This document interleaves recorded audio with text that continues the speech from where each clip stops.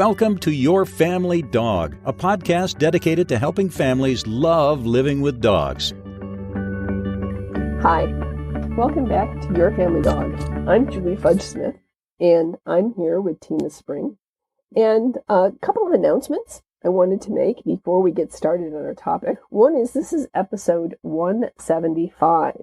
And with this episode, Tina and I have decided that we're going to take a bit of a hiatus for the summer. So you'll hear this during the summer, and you'll also get some highlights, some of our best of Your Family Dog. But we're going to take that time to regroup and rethink and get some new ideas for where we want to go and get some guest books. So I just wanted to give you the heads up that we're going to take a little bit of a break, but we will be back in the fall. So with that, I also wanted to say thank you to Tina. It's been a real joy, and it's nothing to do with Tina or anything else why I suggested we take a hiatus. It's just that for me, I've been doing this for 6 years and decided that I needed to refresh. So it's been a great run, and Tina's been a great asset. And so we will see you all back in the fall. Okay, that said, what are we going to talk about today? Well, Tina and I were talking about the idea of behavior versus training. And how are those different? And how do they intersect? And where do they intersect? So with that, I'd like to start with Tina talking about the difference between behavior and training. So thanks. And we're going to miss you guys over the summer, but we've got some really great highlights and really great episodes to bring back.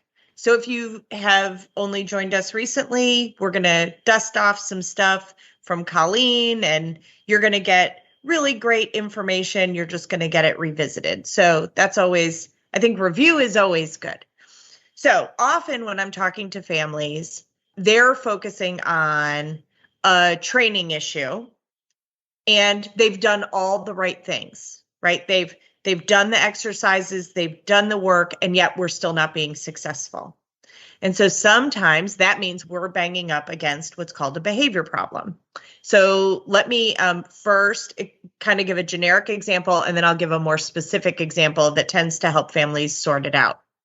So loosely, I consider training, like obedience training, like schoolwork, bookwork.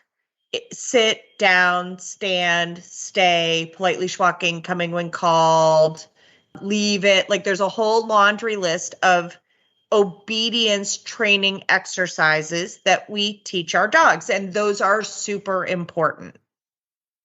Then there's behavior.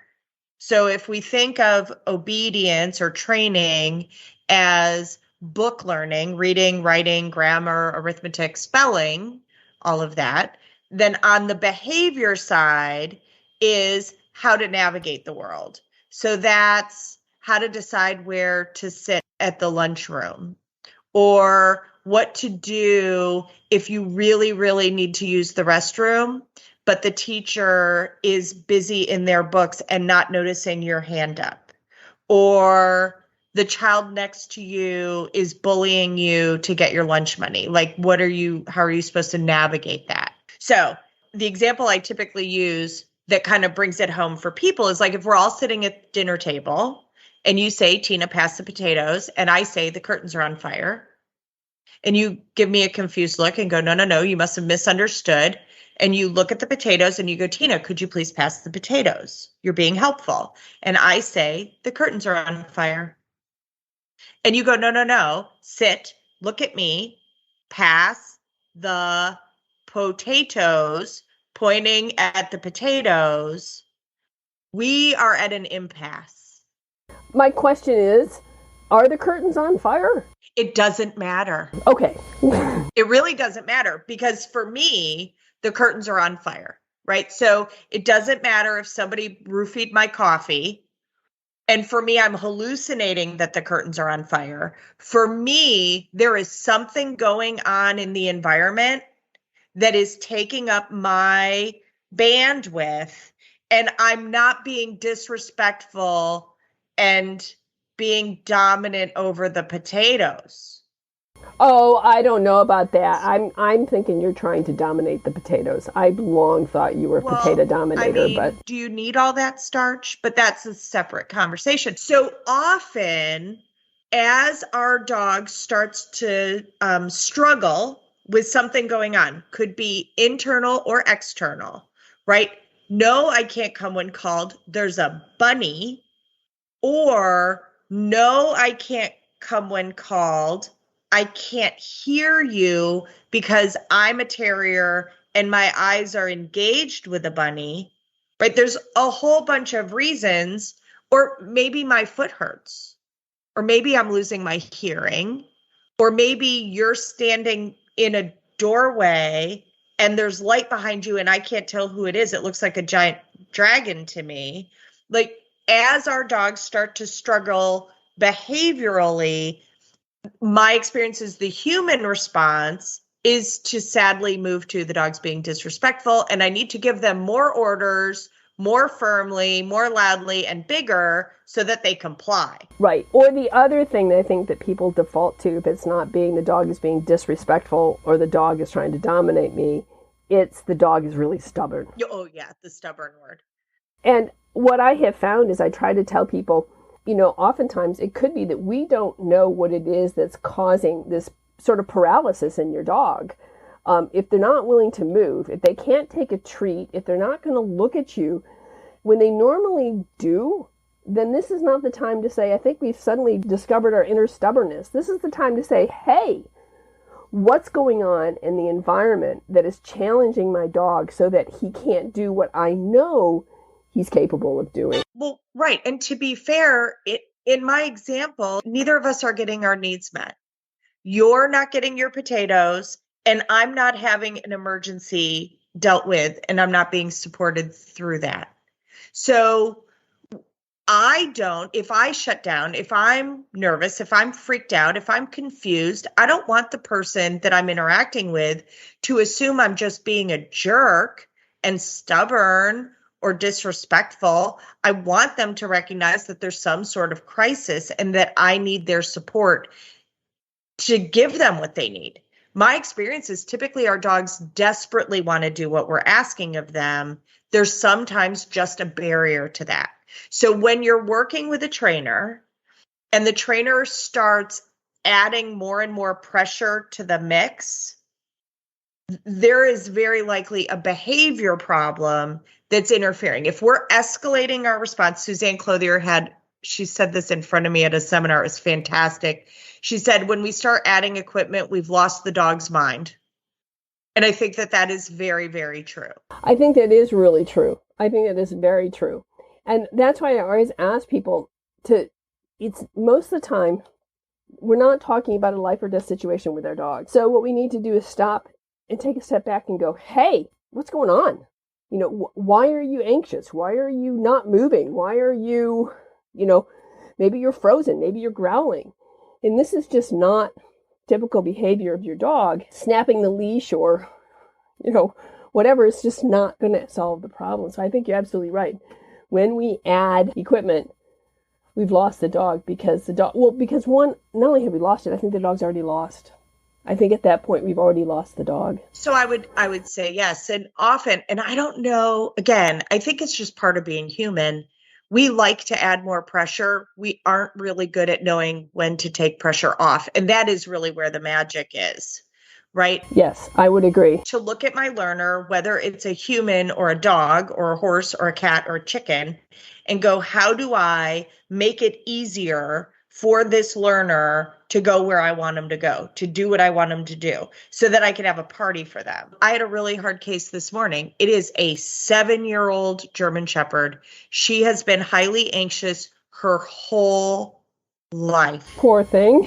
Well, it would have been a lot easier to help her when she was 12 weeks old and hadn't practiced this whole set of behaviors for 8 years, right?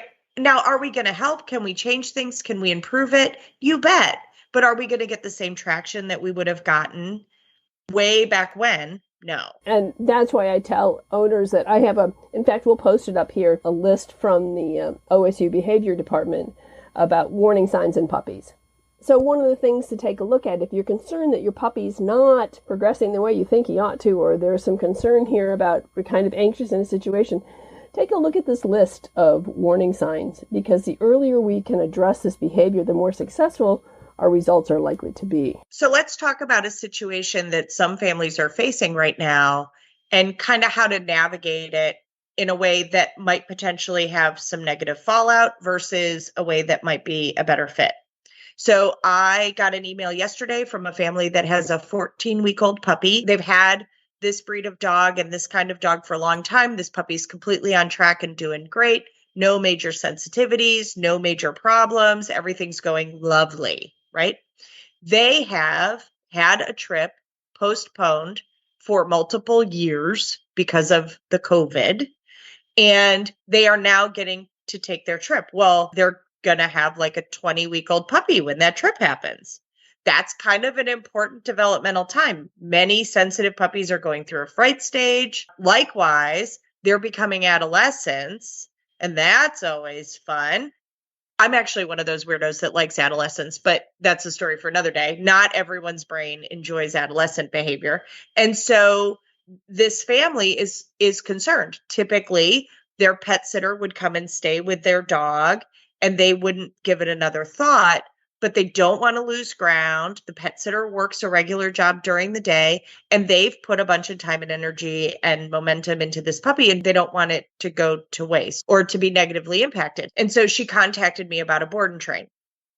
Now, Julie has said none of the board and trains in her area, to her knowledge, are positive reinforcement based. I'm going to say upfront, we are a positive reinforcement based board and train program.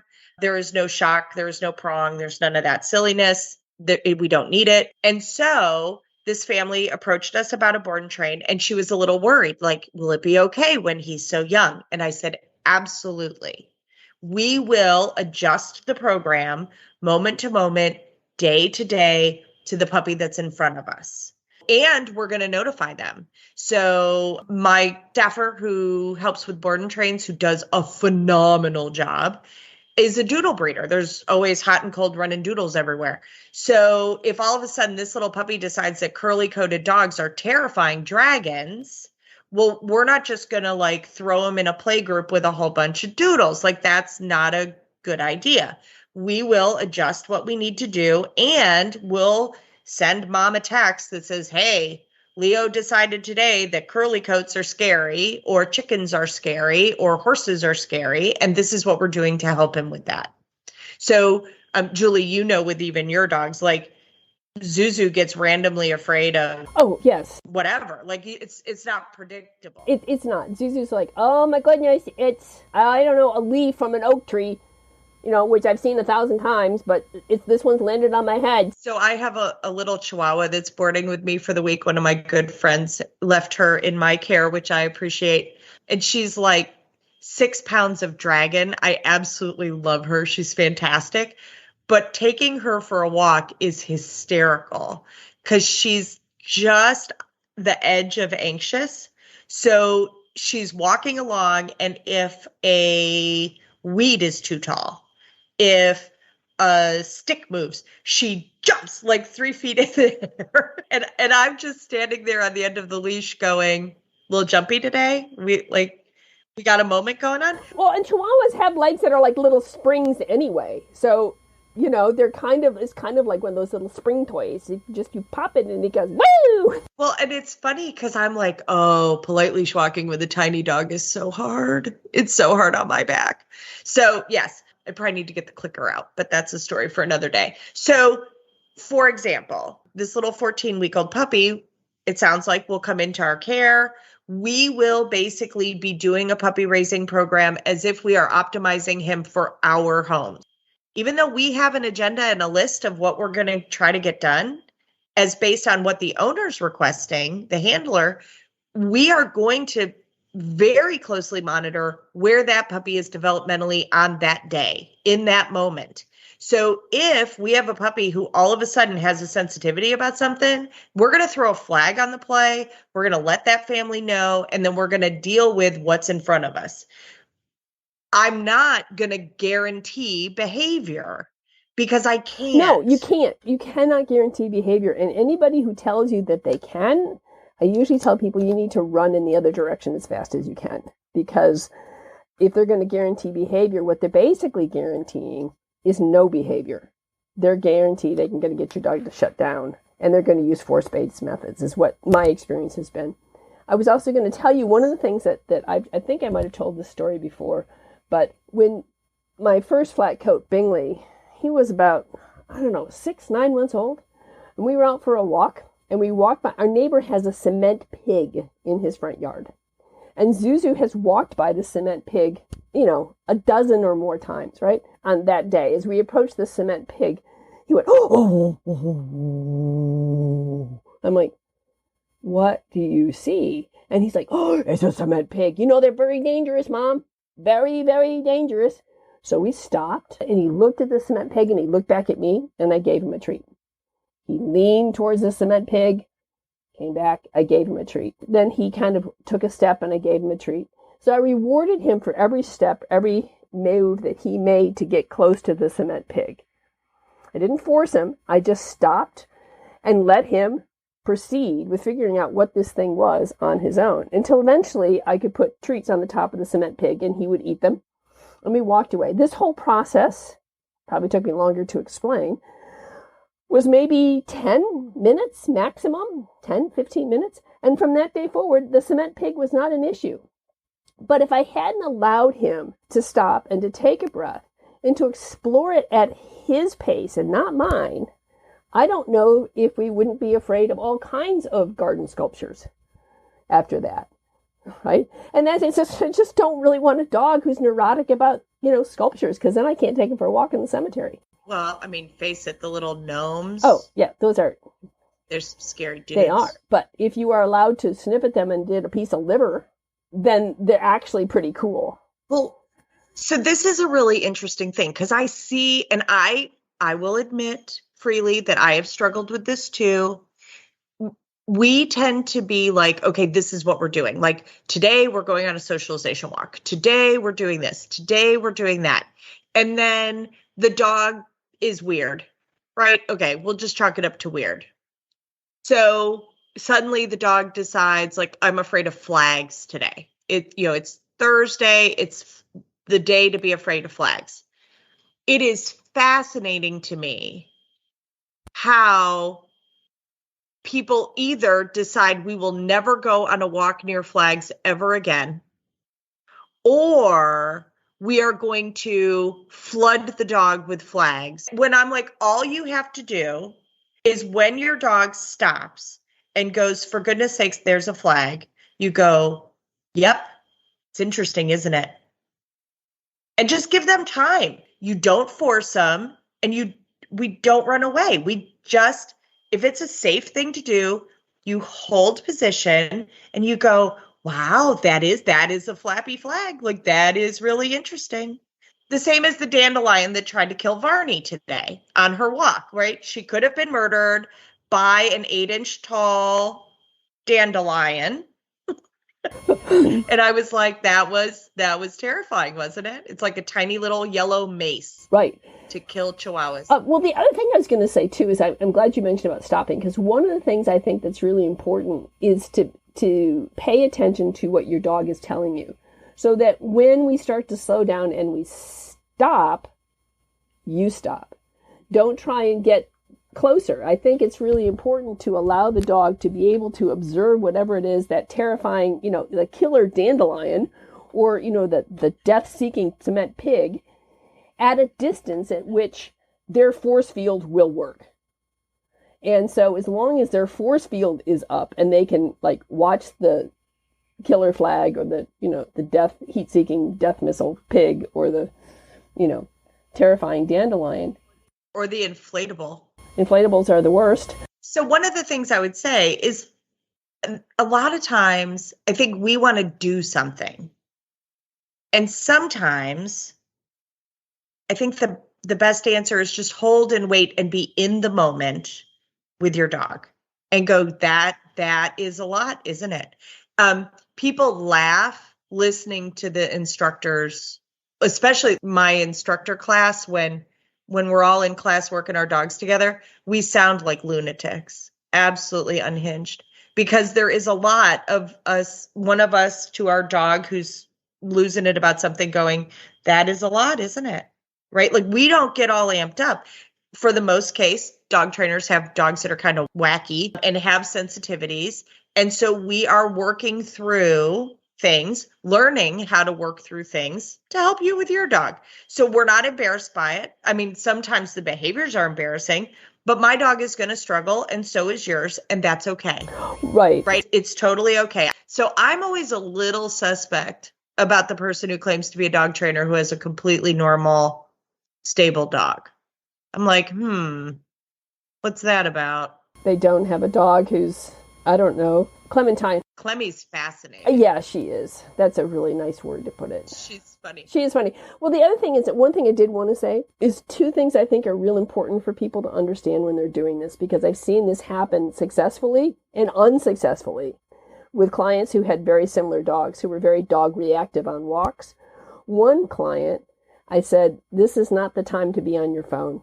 If your dog is reactive to things, to other dogs and people, you need to be focused. You need to be paying attention to your dog's body language and paying attention to your dog and not be on your phone. Or go walk somewhere where there aren't dogs. Like if you want to be on your phone, okay, then walk in your own backyard and practice there where they're not going to run into other dogs. Right.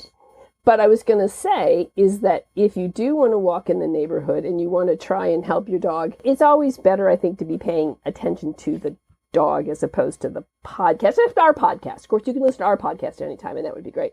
Yes. But the other thing is if you want to add something in, what I usually do is I add in a tasty little something. So I'm staring at the very scary flag or the pig, and I look back at Mom and I sigh.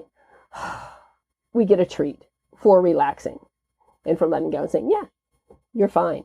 So what I feel like I'm doing is I'm saying, yeah, it's okay. I'm not going to force you in any of this, but I'm also going to reward you for the steps you take forward towards it. And I'm also going to reward you if I notice signs that you are relaxing, because I think it's important for our dogs to understand, oh, this isn't scary. Okay, I let some air out. Maybe I get a treat.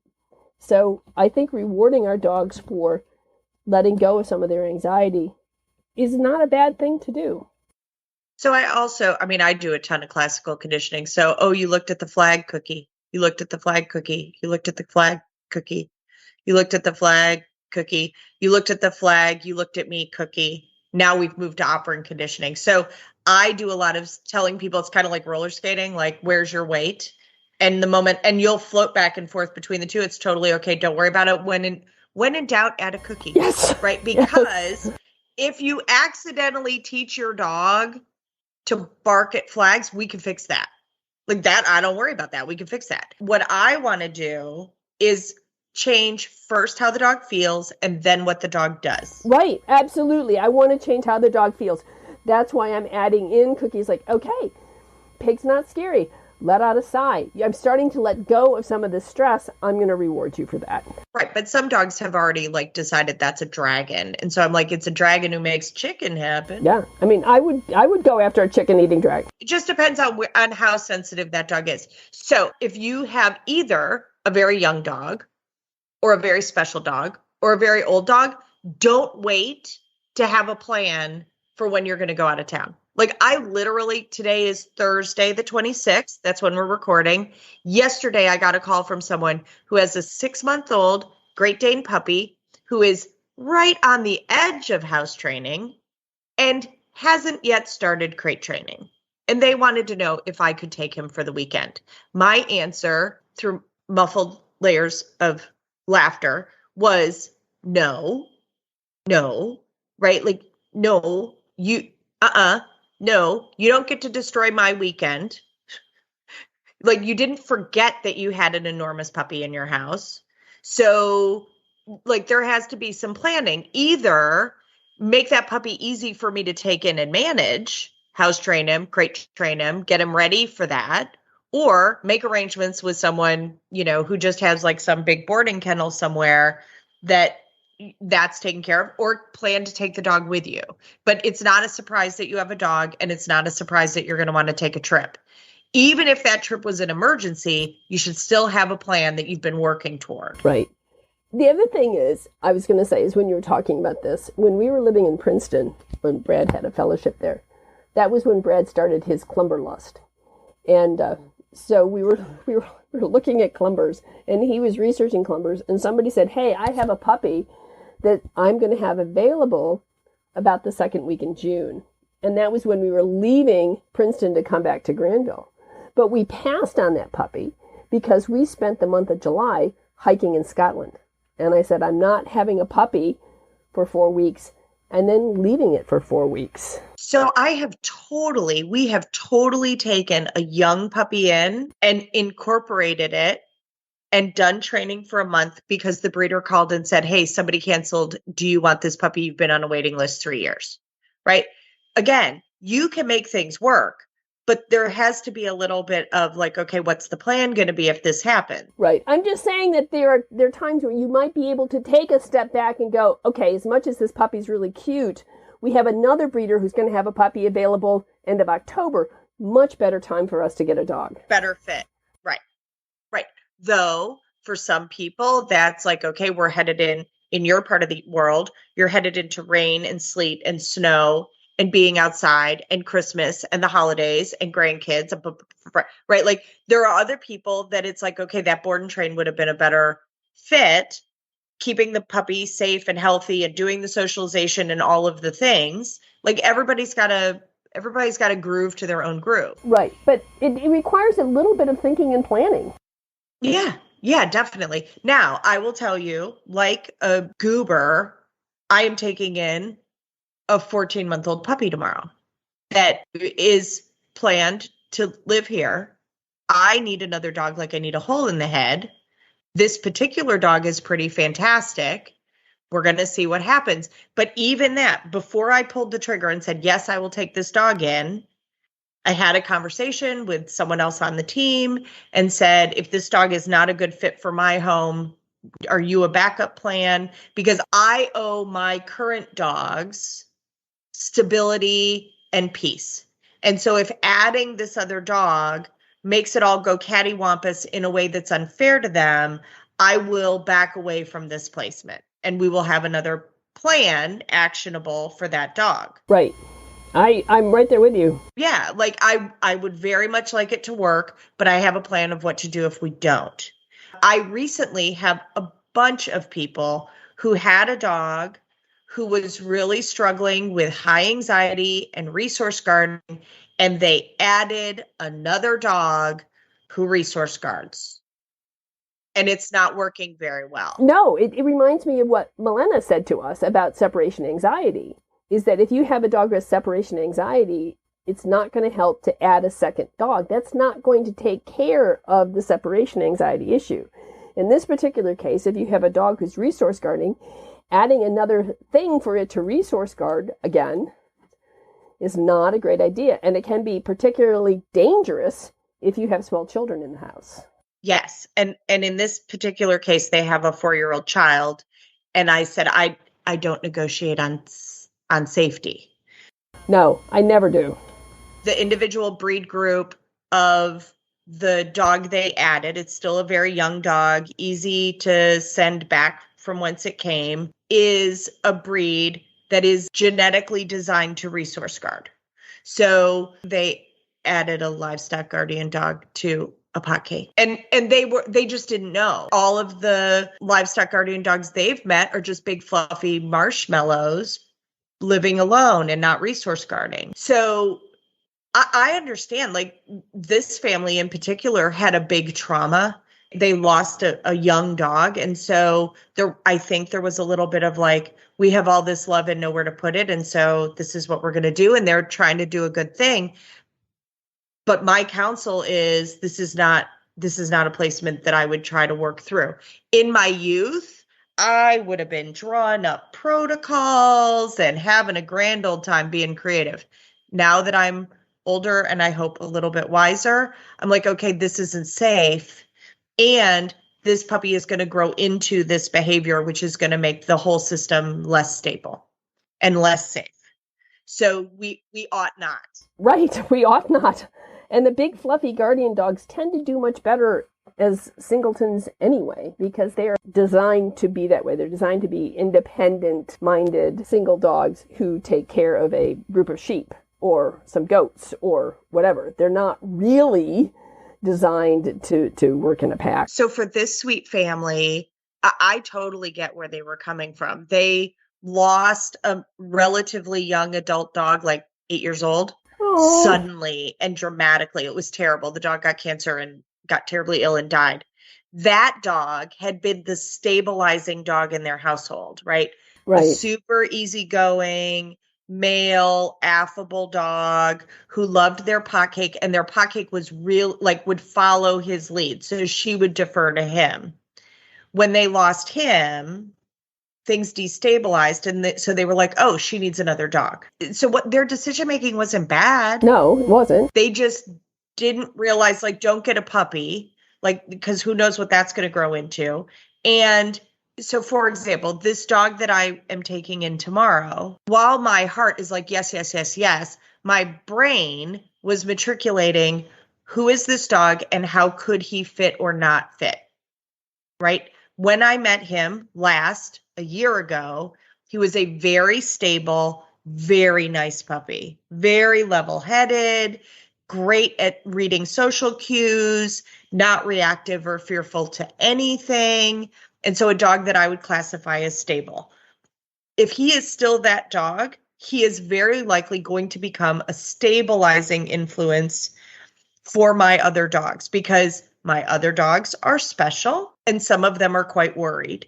So for them, when they're losing their marbles going, all is lost, go to DEFCON 1, they could turn and look to this dog who goes, yeah, that's a turtle.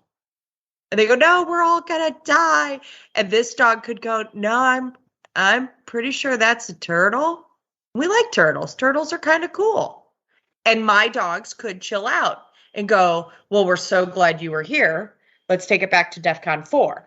Like, let's calm things down again. So if that dog can do that, then that dog is a blessing to my other dogs. But if this dog comes in and is like, we're all gonna, no, that doesn't bless anybody. No, and it doesn't bless him any more than it blesses anybody else. And that's the thing that I try to emphasize with people, is that there's a lot we can do to try and make new dogs work in the new home.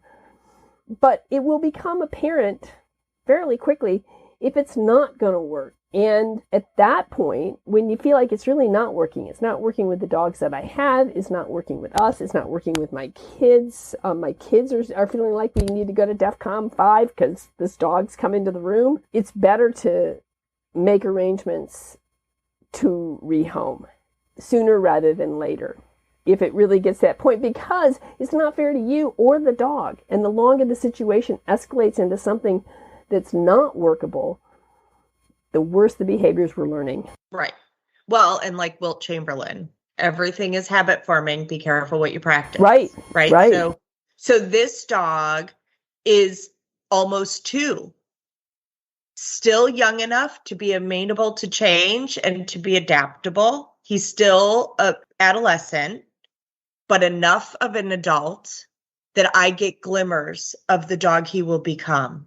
Right. So I still have influence, but I also am not dealing with vaccines every 2 weeks, house training. Like, he's going to show me who he's going to be. Right. If he was going to have a major separation anxiety issue, we would know by now. If he was going to have major resource guarding, we would already have hints of that. If he was going to be reactive with other dogs, we would likely have hints of that already. If he didn't like strangers, we would know that already. So this sweet family that I talked to yesterday, and I was heartbroken to say to them, like, I would rehome one of the dogs, was, if you have a dog-shaped hole in your heart, go get a dog that is behaviorally what that stabilizing dog was as an adult. Then transition that dog into the home. That stabilizes the dog you have, or at least there's a greater chance of it. And for goodness sake, foster to adopt if you can. Like, have a plan of what we're going to do if this isn't a great fit. So I do want to give a shout out that we had someone who listens to the podcast reach out for support. It was great to meet you I'm not going to use her name because I didn't ask permission. Just so you all know, we got an email, a message through the Facebook page. Hey, I have some questions. Julie and I both jumped on being available and ready and trying to meet up with this person and chat with her. She and her family are lovely. I'm so honored that they gave us a call to get some support. And we gave them some directions in which to go. So part of that referral was to Milena and her group. So they're facing some big decisions in their household and things that are unenviable. And so I wanted to give them options for, if you're going to do this, this is how I would proceed. And if you're going to do that, that's how you could proceed. And then we'll follow up and make sure they're doing okay. But a shout out, you know who you are, and we think you're smart and pretty. And we were honored that you reached out to help. Julie ended up getting sick, so she was unable to schedule with you. So that's why you got stuck with boring old me. No, actually, you were really lucky to get Tina rather than Julie, because Tina has forgotten more about dog training than Julie will ever learn. I just forget my name. One last thing as we're in summer. So Julie, is this going to hit before July 4th, I'm assuming?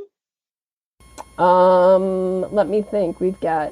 Yes, it should hit the end of June. So we should probably talk just a little bit about the 4th of July. All of you, we love you. We think you're smart and pretty. You need a plan. You need to start working that plan now. The plan might be that you need to get meds for your dog because your dog has a severe response. It might be you need to drive your dog up into the mountains where no one has fireworks and just drive around until fireworks die down. Find out when your local community fireworks are going to happen so that you know when to be home and how to prepare your dogs. Please do not take your dog, no matter how smart and pretty and awesome, to a fireworks display. It ends up going really, really badly. Practice your plan ahead of time.